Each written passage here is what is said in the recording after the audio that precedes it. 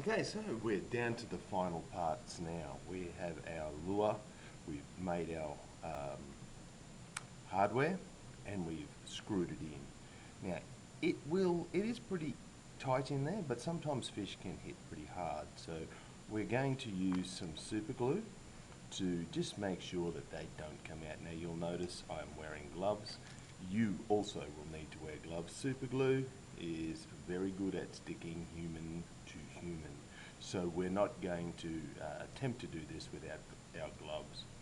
So all we're going to do is, in the top here, we're going to simply squirt a little bit of super glue around our hardware, and that should hold it nicely in place. And then we will do a similar thing on the back. And ladies and gentlemen, other than painting it, we're pretty much done. So when it comes to painting, obviously you can either paint or you could colour it in with a texture, and we will give it a varnish at the end to finish the job off for you. So now you know all the steps. Hopefully you can make an awesome popper.